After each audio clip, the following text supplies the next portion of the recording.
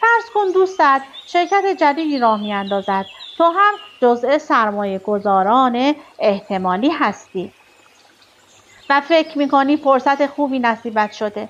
شرکتی که اگر خوششانس باشی میتواند گوگل بعدی باشد. اما واقعیت چیست؟ محتمل ترین سناریو نرسیدن این شرکت حتی به خط شروع است. دومین نتیجه محتمل هم ورشکستگی ظرف 3 سال است. از بین شرکت هایی که در 3 سال اول دوام میآورند، بیشترشان هرگز بیش از 10 کارمند نداشتند.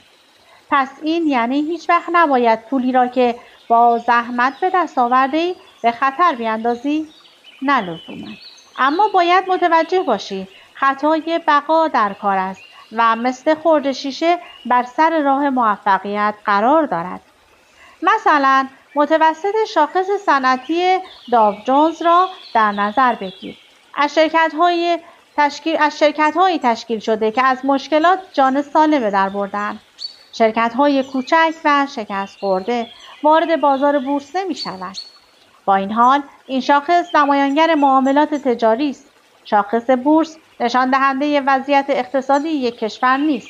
همینطور که رسانه‌ها لزوماً از تمام موسیقیدان‌ها گزارش تهیه نمی‌کنند. تعداد زیاد کتاب‌ها و مربیان موفق هم باید تو را بدبین کند. افراد ناموفق درباره ناکامی‌های خود نه کتاب می‌نویسند نه سخنرانی می‌کنند. خطای بقا به خصوص وقتی عضوی از تیم برنده باشی میتواند بسیار مخرب باشد. حتی اگر موفقیت تو ناشی از تصادف محض باشد، شباهت‌هایی با سایر تیم‌های برنده پیدا می‌کنی که وسوسه می‌شوی از اینها به عنوان عوامل موفقیت یاد کنی.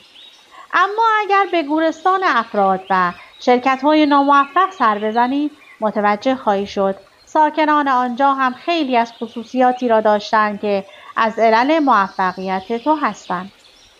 اگر چند دانشمند یک پدیده خاص را بررسی کنند، برخی از این بررسی‌ها به صورت کاملا تصادفی نتایجی را ارائه می‌دهند که از نظر آماری معنا دارند.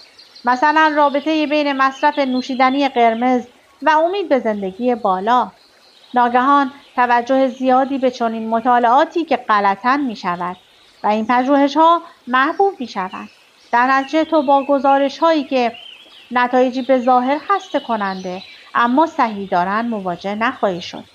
خطای بقا یعنی افراد دائما احتمال موفقیت خود را زیاد از حد تخمین می‌زنند.